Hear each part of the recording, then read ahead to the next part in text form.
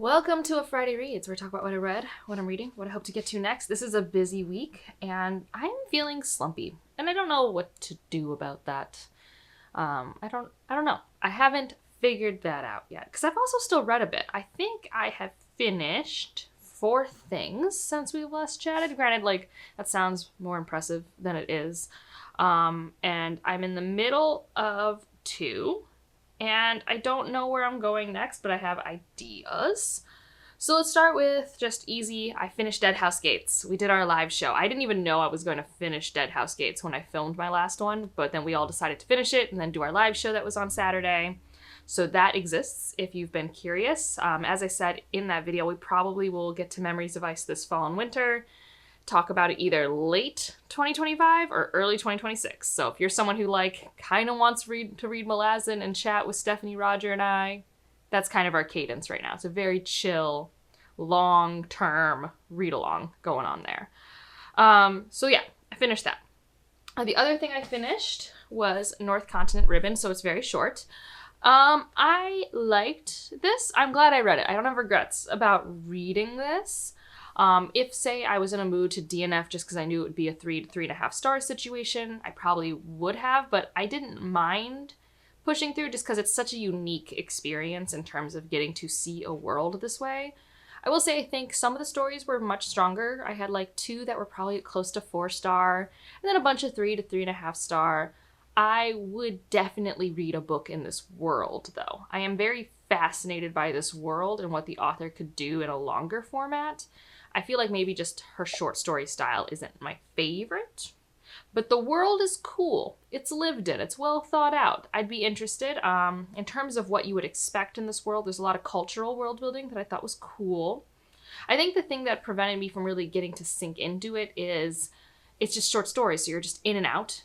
And although then I get to see a different part of the world, I never got to see the resolution to a lot of things we've set up. There's some very fascinating implications for some of the tech and the political setup we have, but we don't get the fallout of that. It's definitely focused more on an individual character's experience, and they're almost all slightly romantic, to the point where I just kind of, I don't know, it kept impeding my suspension of disbelief a little bit, where it's oh, and of course this other character who's randomly involved in a pivotal thing will also find a romantic thing, and I don't know, it was good. I think my favorite, so there's 6 in here, so let's discuss. My favorite was probably, gosh, The Last Tutor was really good. I don't know, it's hard. Like I said, they're all about 3.5 star. Some of them eked out a 4, but none were really below a 3.5 because they are really well thought out. I do recommend giving it a go, because if you like the writing style even a smidge more than me, this is a super solid collection in a fun world to explore. And it's fun, like I said, just in terms of the unique political systems that are built up, the unique tech and the implications of the tech. It's not cool as in flashy, but in terms of just a place I've never been before, very interesting. So that was that. And then I also finished, what did I also finish? I also finished The Tusk of Extinction. That's right. So I realized that soon, and probably next week, I will just post my video on what I'm voting for the Hugos, because soon we have to vote for the Hugos. I think that's next week. And I did buy a membership, so I should do that, but I had read 0 novellas, so I'm just maybe I should read a novella or 2. And I went through and I just looked through the most rated novellas across a bunch of the awards that I look into. And so one of them was Tusk of Extinction. I think it was on 3 or 4 of the lists. And I was curious about it, and it had an audiobook, so I gave it a go. And I honestly really liked it. Especially because it was a novella. I think that helped me here. Most of the time I have a rough time with novellas because they're too short or too long, one of the two. This one felt right. I will say it does a lot of fragmenting, jumping around in time, and that's by design. Once I realized, oh, we're doing this on purpose, that was okay. But initially, it was a little jarring. And also the audio has 2 narrators, a female and a male narrator, but you don't have just 2 point of views. And so that got a little confusing as well, how we were compartmentalizing the sharing of the narrator and which character I was with. But it was a really interesting thought experiment about what would happen if you brought mammoths back but there hadn't been a wild even elephant for over 100 years for reasons. What is a potential solution? And the solution is quite interesting. And what are the repercussions of that?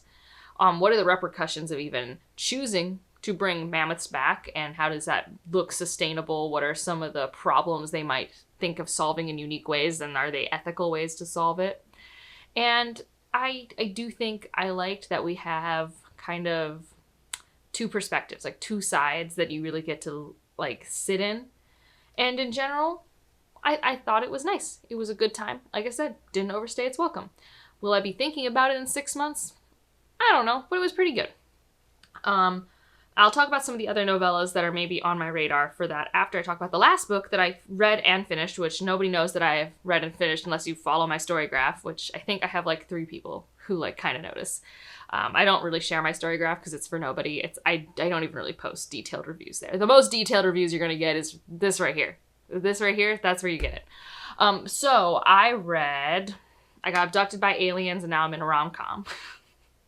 Because my friends and I do a silly little like quarterly romance book club. And this is one that we picked.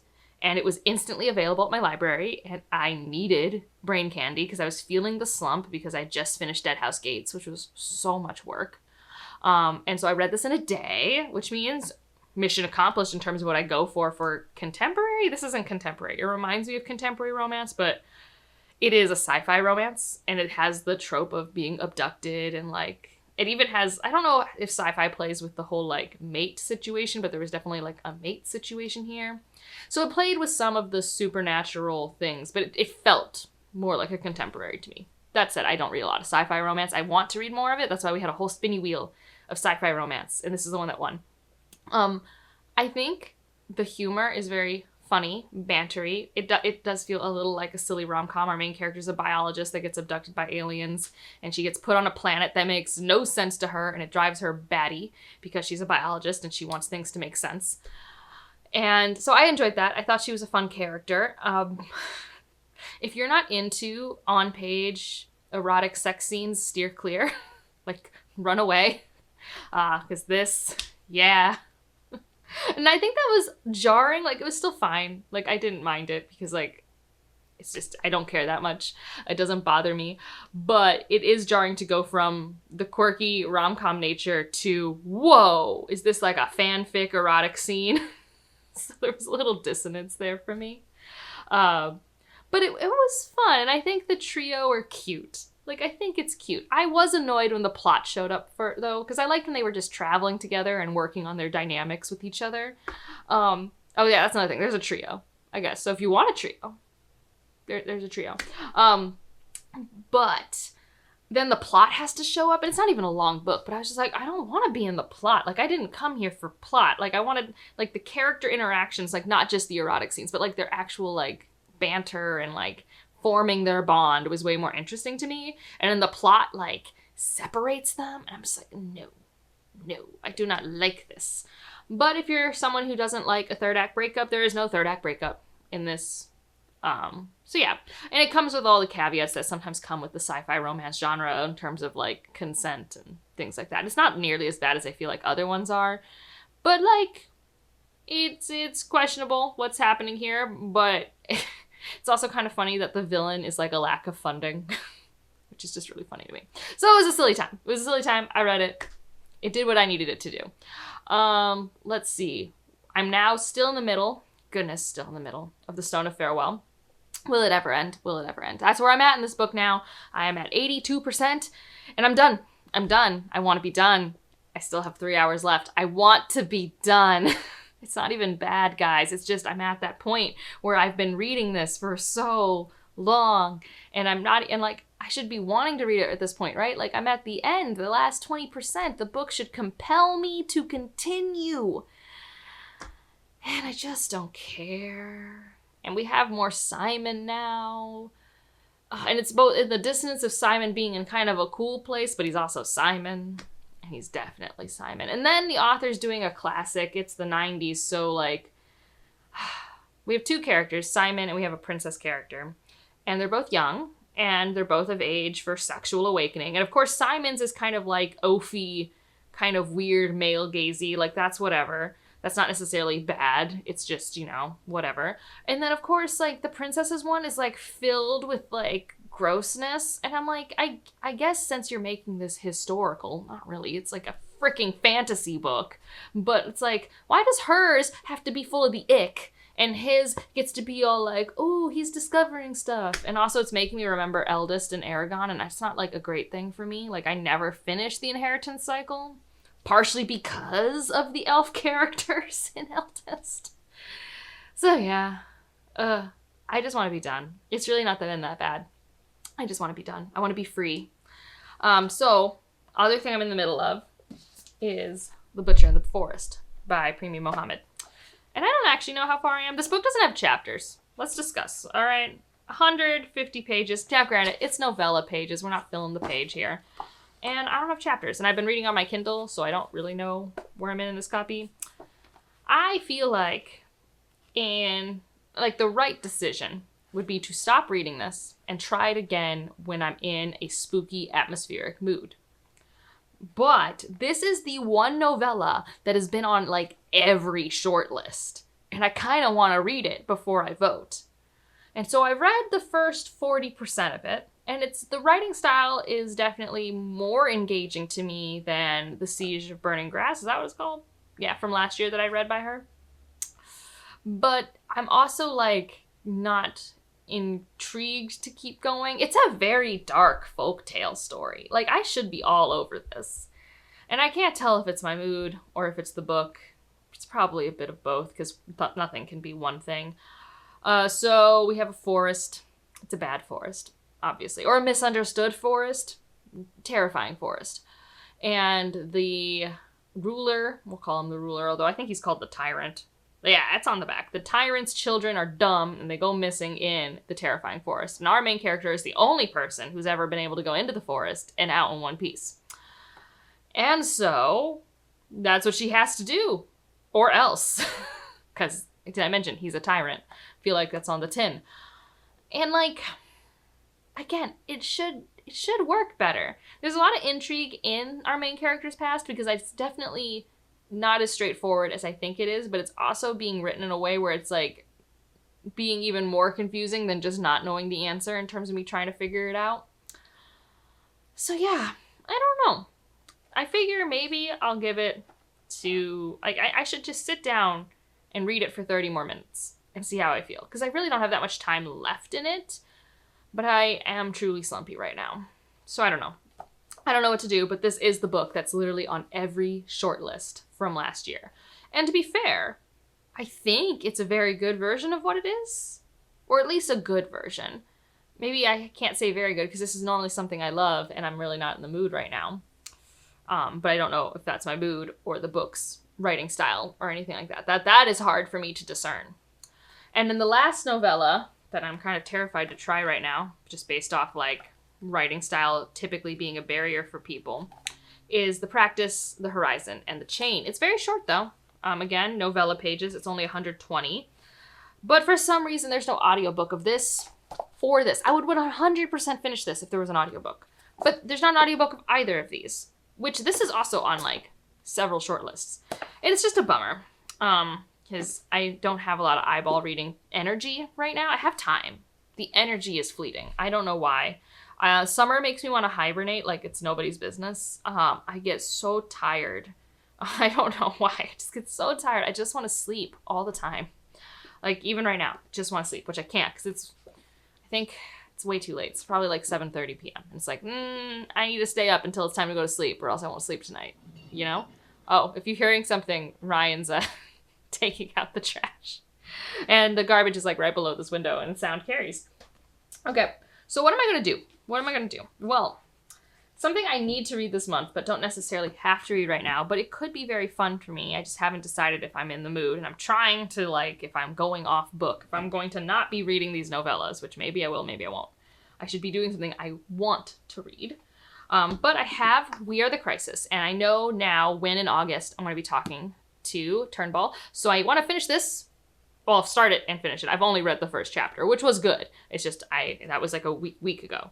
And I have the second book. I have the Arc, not second book, the third book. So I have 2 of these. So I have about a month to read both of them, which is totally reasonable, especially considering the other 2 books that I've read by this author I read in one day, which doesn't mean I'm going to say I have to read this in one day. It just means that, like, I know I can.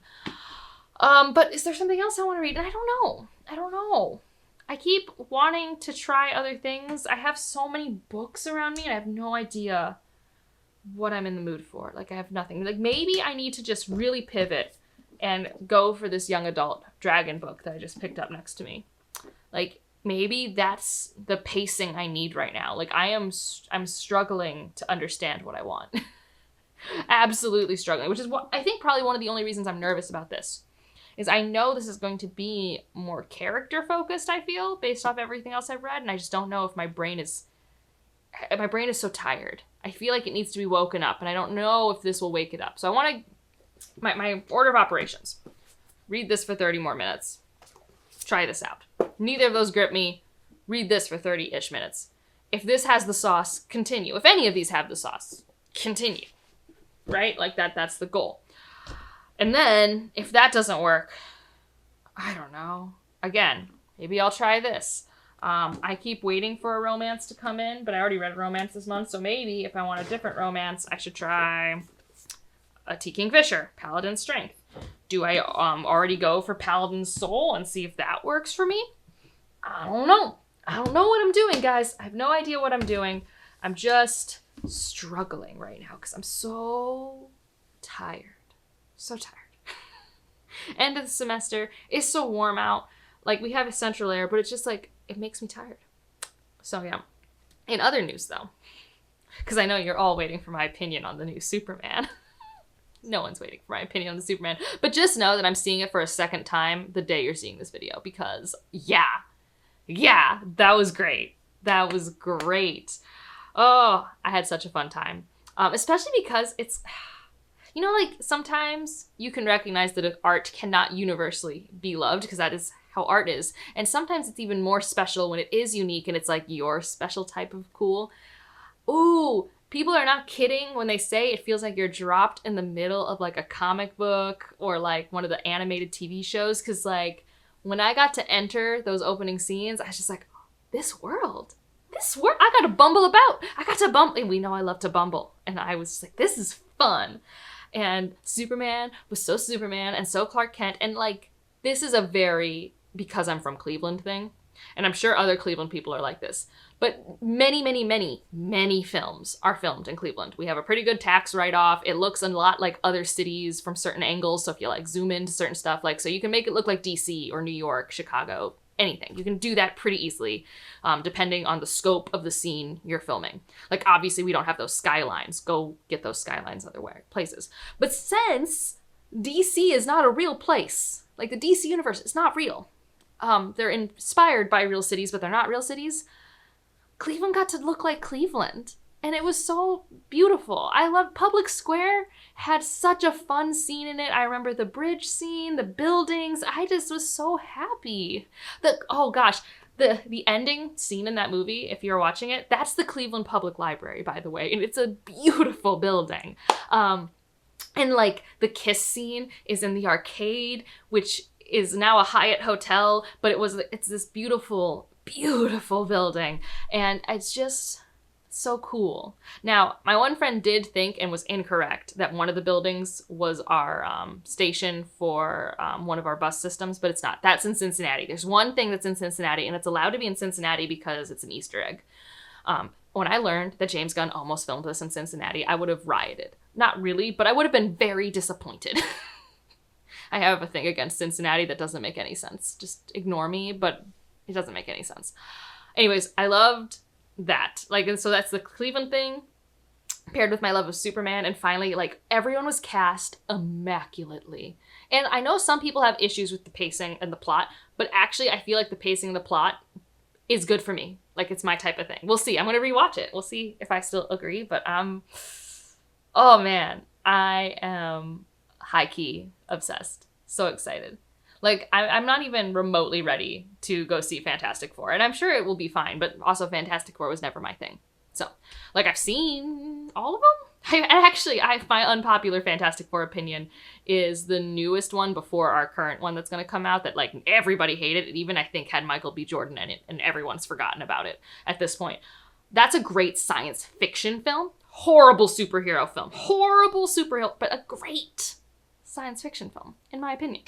Okay, that's a ramble, because apparently all my brain wants to do is hum along to the Superman theme and whistle it down hallways, which is something I did unironically today. So, if you just want to leave an emoji to let me know you're here, is there a Superman emoji? Because there has to be. There has to be. And if there's not, do your best. And otherwise, like if you liked it, subscribe if you want to, and I'll see you in the next one. Bye.